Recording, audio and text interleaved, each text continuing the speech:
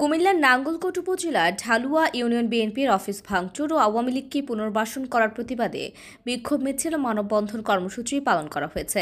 শনিবার সন্ধ্যায় উপজেলার ঢালুয়া ইউনিয়ন বিএনপির কার্যালয় ও নাঙ্গলকোট ঢালুয়া বাইপাস সড়কে এই বিক্ষোভ মিছিল ও মানববন্ধনে উপস্থিত ছিলেন ঢালুয়া ইউনিয়ন বিএনপির সভাপতি আব্দুল মোমিন সওদাগর, সাধারণ সম্পাদক পেয়ার আলম পেয়ার, ১ নং ওয়ার্ড বিএনপির সভাপতি বেলাল মোল্লা, ২ নং ওয়ার্ড বিএনপির সভাপতি খলিলুর রহমান, সাধারণ সম্পাদক আব্দুল সাত্তার, ৫ নং ওয়ার্ড বিএনপির সভাপতি আব্দুল জলিল ভুইয়া, ইউনিয়ন কৃষক দলের সাধারণ সম্পাদক মাহবুবুল হক, ইউনিয়ন যুবদল নেতা আলমগীর হোসেন, শ্রমিক দলের সভাপতি শাহাদাত হোসেন, ছাত্র দলের নেতা তারেক রহমান সহ আরও অনেকেই।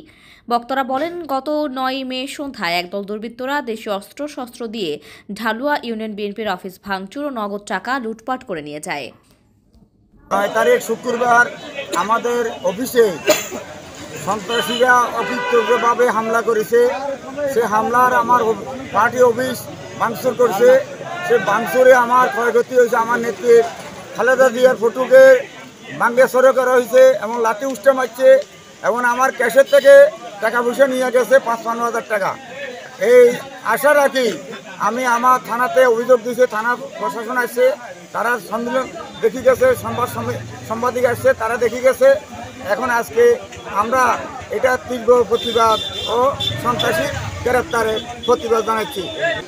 গত কিছুদিন আগে ঢালুয়া ইউনিয়ন বিএনপির ৯ তারিখ শুক্রবার ওয়ার্ড সম্মেলনকে কেন্দ্র করে যে মানুষের গণদাবি ছিল জনগণের মতামতে ওয়ার্ড নির্বাচন হবে, ওয়ার্ড নেতা বাছাই করা হবে, কিন্তু আমাদের কিছু দুষ্কৃতীর লোক আমাদের এই সুন্দর আয়োজনকে নষ্ট করে দিয়েছে। কিছু দুর্বৃত্তর কারণে আমাদের পাহাড়ি অফিসের জন্য হামলা করা হয়েছে।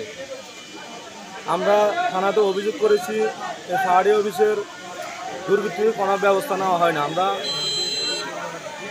উত্তর কর্মকর্তার কাছে অনুরোধ করছি দুর্বৃত্তি যেন বিচার করা হয়, তাদেরকে আইনের আওতায় নিয়ে আসা যেন হয়। পাশাপাশি পুনরায় আমার মহান নেতা তারেক জিয়াকে ধন্যবাদ জানাই, আমার জেলা নেতৃবৃন্দকে ধন্যবাদ জানাই। পুনরায় এই ওয়ার্ড নির্বাচনটা আবার ঢালুয়াকে স্থগিত করে দিয়ে আবার পুনরায় দেওয়ার জন্য বিশেষ করে ধন্যবাদ জানাই। আমাদের এখানে হামলা চালানোর পরে এটা যখন চলে যায়, সব ভাঙচুর করে চলে যায়, তখন আমি একা বাড়িতে আসার সময় আমাদের মগুয়া এই মসজিদের সামনে আমাকে অতর্কিতভাবে কিছু লোক আমাকে হামলা করে। আমি অনেক আহত হই, আমাকে মারধর করে, আমাকে অনেক মারধর করছে। এই জন্য নামাজ পড়ে 5টা সন্ধ্যা 5:30 6টার দিকে অতর্কিতভাবে আসি আমাদের দোকানপাট, আমাদের জালাল ডেকোরেশন জালালের দোকান এবং গোডাউন সম্পূর্ণ ভাঙচুর করে চোরমার করে দিছে।